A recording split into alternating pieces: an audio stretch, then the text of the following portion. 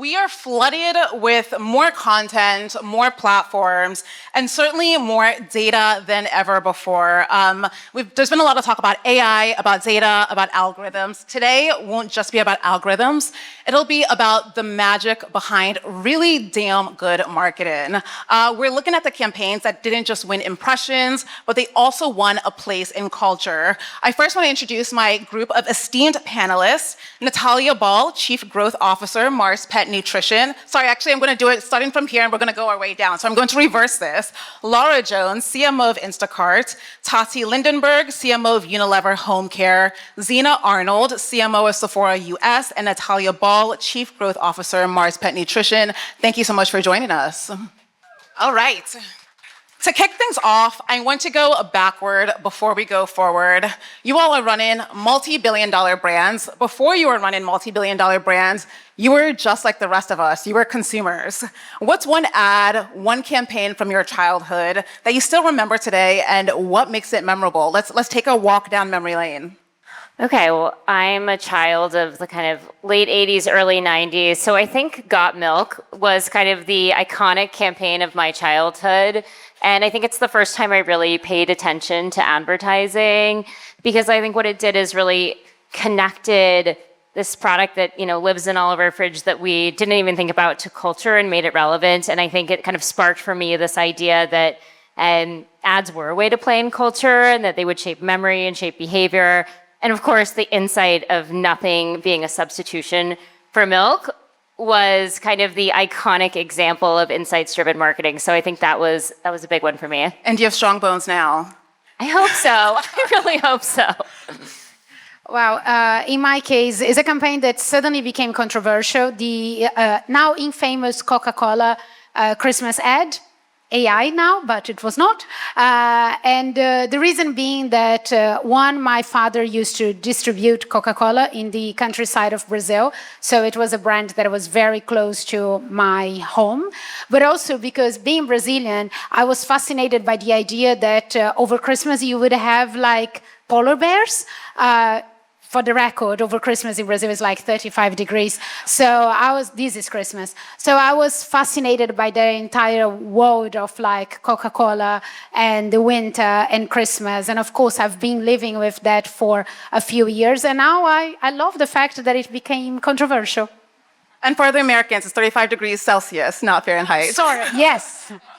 That one now, the one we're having now. Please. There's so many fun campaigns that I loved when I was a kid. I'm going to pick, do you remember Mentos, the fresh maker? So this was, you know, in the 80s, 90s, and at the time, the kind of surrealist, a little bit absurd kind of ads were not really a trend, but Mentos just always had that vibe to them, and I found it fascinating then. And I just remember as a kid loving when we got Mentos to go around to each other saying the fresh maker. So they definitely built a strong brand with that one. Yeah, for me actually is a brand. It's a toilet cleaner brand from back home Venezuela called Mass. And they had this amazing campaign where the toilet was speaking. It was like a cartoon. And actually, I learned by heart what the toilet was saying. I could recite it to you right now. And everybody would talk about it. And to this day, actually, I was a kid when this campaign launched. They haven't changed it. They still use it because it's so iconic in the country. So. Talk about brand consistency. Well, I think what's become clear through each of your responses is that the campaigns we remember decades later, not to age any of us, they're really the ones that simply sold us something. They're the ones that are truly memorable, and to use your word, iconic. So let's talk about some of the campaigns that shaped each of you as marketers, as CMOs, as chief growth officers. Natalia, I want to start with you. I think one of the most talked about campaigns from Mars Pet Nutrition in recent years was Pedigree's Carmelo campaign, went on to win the company's first Titanium Lion.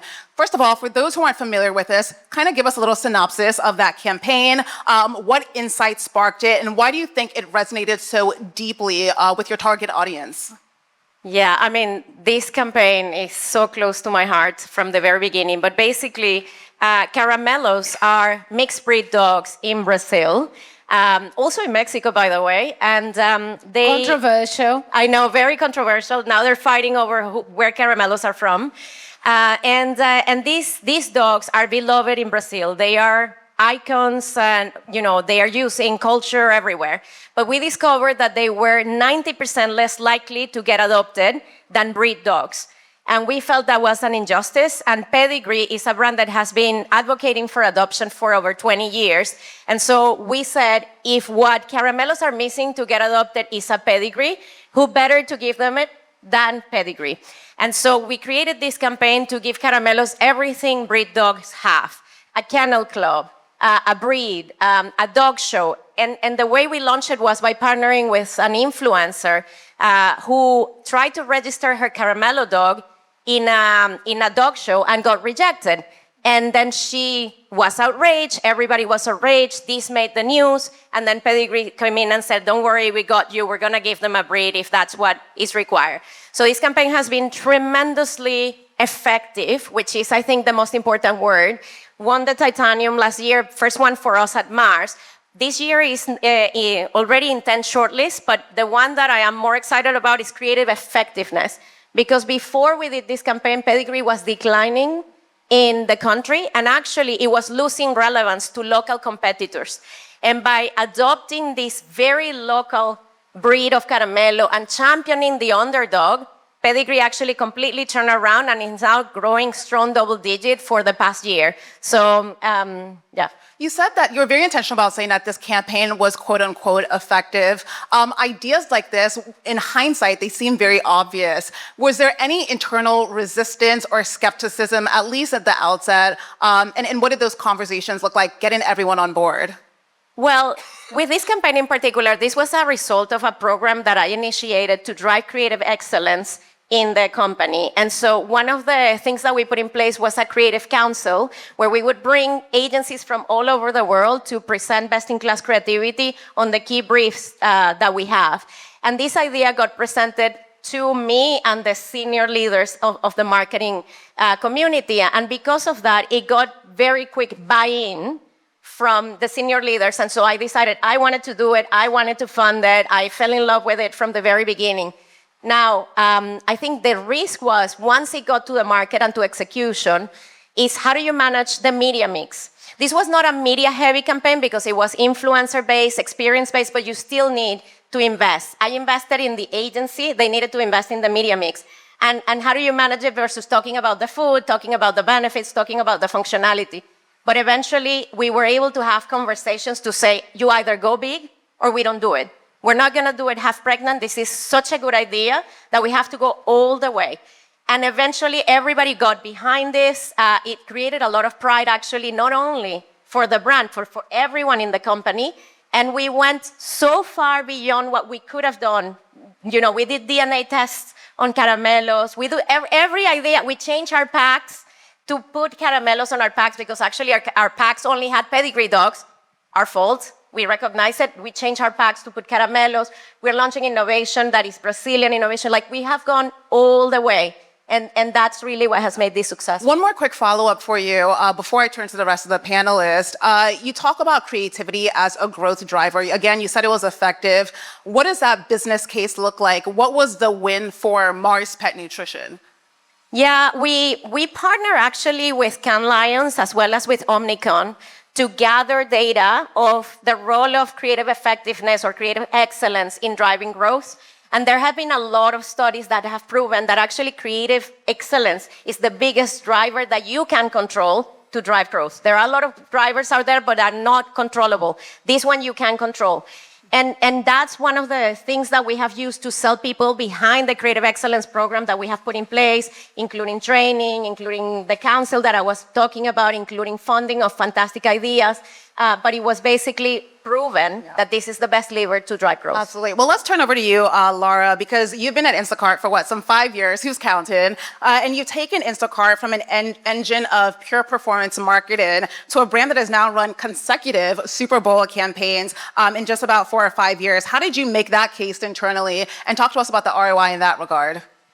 Yeah, well, I really agree with what you were saying about creative effectiveness. And I think one of the key insights I had when I got to Instacart, which was kind of towards the end of the pandemic was that we were going to have to move from just kind of demand capture, lower funnel marketing to full funnel so we could actually create demand for the category. I like to joke that if a pandemic didn't convince you to try online grocery, that was going to be my job. And so from there, it really looked like gradually marching up the funnel and winning ever bigger proof points. So, everything from putting our first campaign on TV to buying high reach events like the Olympics, and each time taking the data, taking that top line lift back to leadership and saying, look, this is making our entire funnel more effective. So then when it came time for Super Bowl, when I realized that was going to be the next kind of frontier and the next demand driver, we kind of used that trust and credibility that we had built to get buy-in from the C-suite.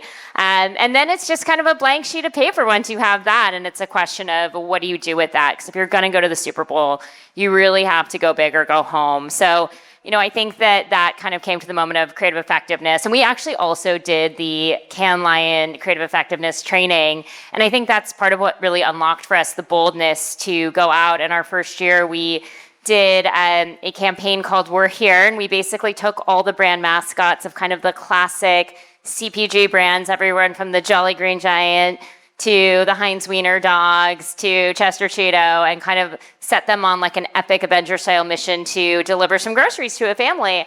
And it was incredibly effective for our business. We had a 72% spike in new traffic. We had a double-digit sales lift, and I think that was this ultimate proof point to go back and say, this is the way forward, and that's how we earned the mandate to do it again this year. Absolutely. Very well said. Let me turn over to you, Zena. First of all, I personally am a huge Sephora fan. Sephora's Beauty Insider program has grown to more than 45 million members. I think it's around 46 million at this point. A lot of companies have loyalty programs. I think very few have managed to make it a part of consumer identity. What did Sephora understand early on that you think other marketers might miss? Well, it's interesting because we actually made a strategic choice in our program fairly early on that we did not want it to be just a discounting cashback program. A lot of our key competitors focus on that, earning points for cashback and discounts. And we said, we could go that route, but it's kind of a slippery slope and you're constantly competing. And we thought instead, what's really true to the Sephora experience? And it's all about the community, the engagement that we have with our clients. And so as we developed the program, again, started it many years before my time, we said, okay, what are the things that are important to them beyond just price? And it was product, its experiences. And so we structured the program for the benefits that you earn from being a part of it goes towards those kinds of things. You can also get cash back on your purchases, but that's not the exciting part. The exciting part is being able to get great products, being able to engage with other Sephora loyalty members. What we've done in more recent times is expand that even more as we've grown and been doing a lot more in the partnerships realm. We've had some amazing sports partnerships, and one of the most fun things coming out of it is we will actually have experiences available to our beauty insiders that they can use their points towards to go to a Golden State Valkyries game. That's the WNBA team that we sponsor, or an AUSL, the softball league match. So we're kind of seeing again this energy that comes from these kind of really cool experiences. And we see actually a decent amount of scale in that because we also try to then get our social team to come and publicize this great event that these consumers are doing. They will bring some of our Sephora squad, our influencers. So we turn it not just into an experience for a client, but also great content that goes much beyond that client. So that kind of of loop of getting a client a great experience and then building community through content. Yeah, very quick follow-up for you before I turn to you, Tati. The Sephora sale has become something of a global cultural movement, if you will. People are building wish lists, they're swapping recommendations. If they're anything like me, they're planning their purchases weeks in advance. What turns a retail promotion like that into, again, this cultural phenomenon? I mean, I think it's those same principles. It's all about the community and the content. So, a couple of years ago, we started a very concerted effort towards how do we publicize that this sale is happening. And so we seed it with our Sephora squad, with our influencers, with our broad affiliate program. The sale's coming. You got to build your basket, get ready. And getting the content that they create around that out in the world, your average person seeing that says, oh, wow, sale's coming. I better build my basket. I think now, too, because these past several years, the macroeconomic environment is tough for a lot of people. And so it's become super compelling content because people want to know how they can get their same products that they love, but, get them on sale, get them that they know they're going to like because they've got great recommendations from people. So once again, the content has kind of driven the engagement and the community building around things like a sale. Let's turn over to you, Tati, at Unilever. You've helped transform Dirt is Good, Unilever's global laundry platform. You've built the Long Run and Play On initiative. It's around sport, it's around play. For those who aren't familiar with it, can you describe it, how it came to fruition, and why you believe that sport and play was the right cultural territory for you all to kind of stake your territory on? Because from an outsider looking in, there doesn't seem to be an obvious through line, but clearly it's working for you. So walk us through that decision. Yeah, of course. So for those unfamiliar, Dirt is Good is the largest laundry brand in the world. It's a platform with brands like Persil for the ones living in the UK, or Omo for the ones living in China, Vietnam, or Brazil. And it's a platform created 2 decades ago based on the very idea that dirt should not be an enemy, but it's an ally for us to live a life fully lived. It's a sign or a mark that you've achieved something. So obviously, I didn't create it 20 years ago. I was just very fortunate and grateful to lead this brand over the last 7 years. And what we strongly believe is this idea that dirt can be good. And obviously, it's an idea that at its root drives business, because the more people get dirty, the better they will be. Actually, there is a deep connection with human development and growth, but they will have much more dirty laundry, so they have to buy more products. So that's also, of course, the beauty of this. And I strongly believe that in purpose, when you have those 2 elements, you are doing something good for society, but you're also doing something good for the business. In that case, what happened is back 20 years ago, Dirt is Good, it was more about actually kids wanted to go outside. It was more the parents that were like, oh, really? These kids are going to go outside. I will have to clean. And also because machines were very different, washing machines, than what they are now. With the evolution of all the technology and automation, and at the same time, the evolution of our phones, we see that the problem now flipped. It's not about parents actually wanted to, I don't know how many of you are parents, but somehow there are days that are like, for God's sake, just leave this house, leave this phone, and just go outside, enjoy a little bit. So we saw that somehow the tension point flipped from the parents not wanting the kids to get dirty, from the kids themselves not wanting to leave their screens and leave their video games and go outside.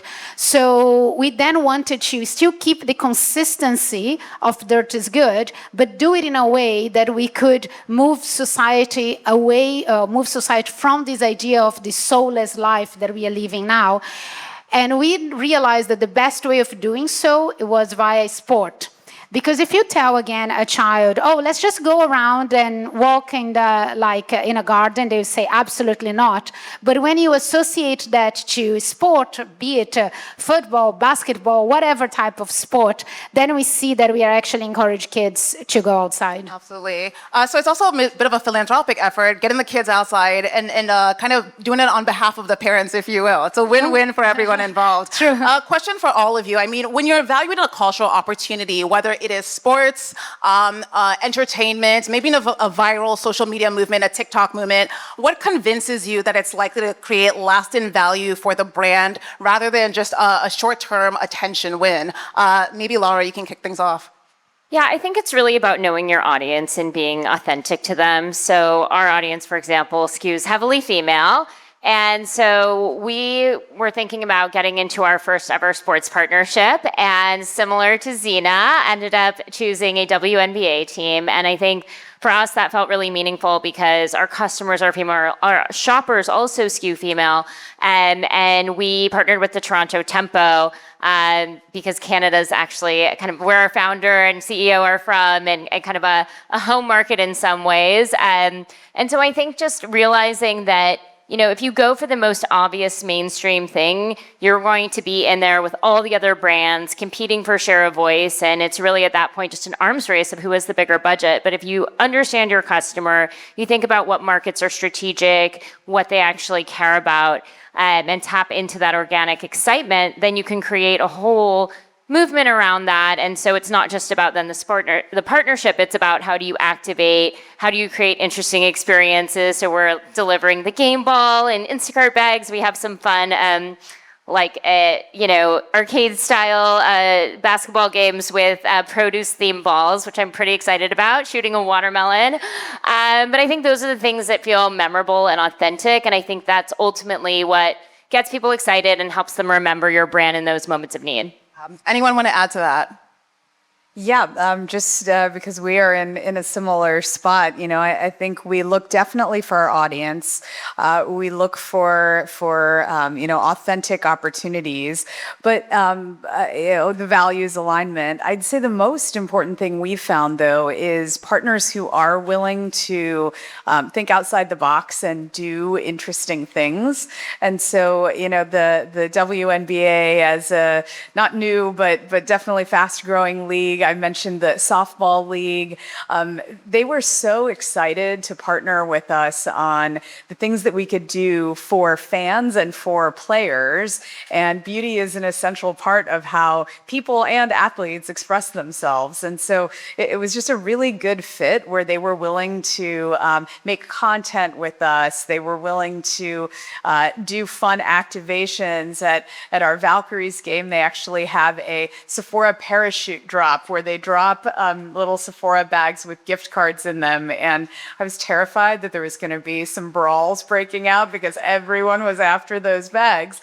But the willingness to kind of think with that mindset and not, I'll say, the traditional sponsorship mindset, which is, okay, I'll give you X number of impressions and put your logo in all of these 14 places. It's more about what's going to be fun for the players, fun for the fans, make great content. And the people we found that do that with us are the ones that we've had the most success with.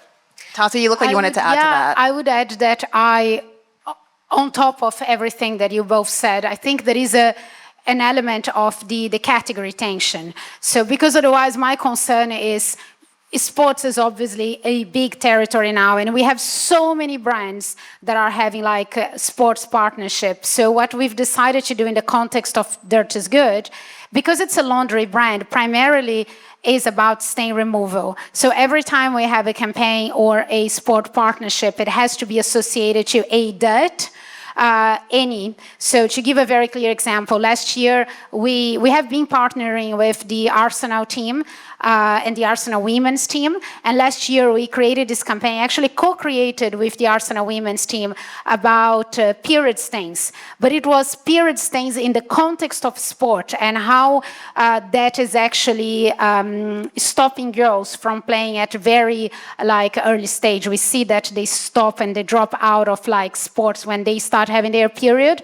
So that also drives the authenticity. So to make sure that it's more memorable, and it's also something that people understand the connection. So we are now in our second year working with the Arsenal women's team, and we just won 2 Lions yesterday with a campaign called It Starts Outside. And it's the same point, is to say that those Arsenal players actually started their careers outside. So you always needed to have either a category truth or a brand truth to make sure that the partnership is rooted creating something that will sound authentic. Everyone on this stage is ultimately accountable for growth. Let me turn to you, Natalia. When you're evaluating whether a campaign actually worked, what is the metric you trust the most and why? Well, we use a combination of metrics from short-term metrics. Did it have a lift on sales? Did it have ROI? To more long-term metrics. Did it help build the brand equity? Is it creating not only like brand power overall, but the right associations that we want to create? And so we are looking, we have actually a system that we have, which is monthly, quarterly, then half a year, and then yearly, where we have different metrics that we look at. And then we evaluate the campaign through that lens as the campaign goes. So by year one, we are able to see, did it meet all of the criteria? And those are the ones that we call really successful, versus when it only lifts sales for a little bit, but then it fades. Then those are, the nice ones, but not the moonshots. Give me, for instance, an anecdote of a campaign that created a brand association in particular that you wanted. Well, actually, Caramello, I have other examples, but Caramello is very top of mind for me right now. One of the associations we wanted to own, because it's part of our brand compass, is that we help dogs find homes. We help dogs find loving homes. That's what we stand for many years. And actually, we had lost that association in Brazil, and it was being associated to the local brands that I was mentioning.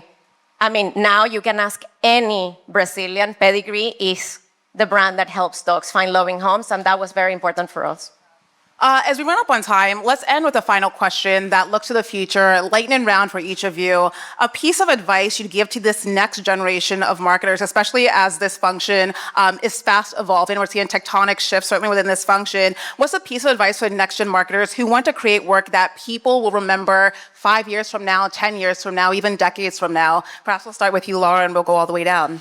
Yeah, I would say stay curious. As you said, this is a moment of so much change. I don't think anyone knows what to predict in the future or what's going to even be effective in the future. So I think for marketers just starting out, knowing that you're going to try some things, some of them are going to be huge hits and you're going to walk home with titaniums, and other ones are going to fail. And that's part of the game. And especially as technology is changing, it's going to create so many opportunities. So I think the future will be won by those who keep learning and stay curious.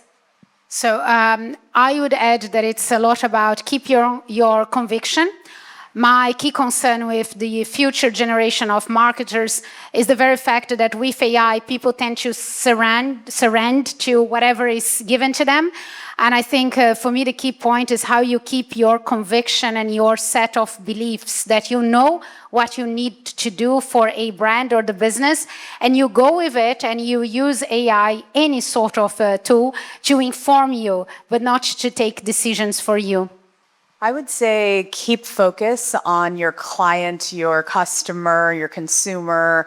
They're the ones ultimately that we're all creating products and services for. And it is a time of rapid change for us, for people in general, and staying close to what they are thinking, feeling.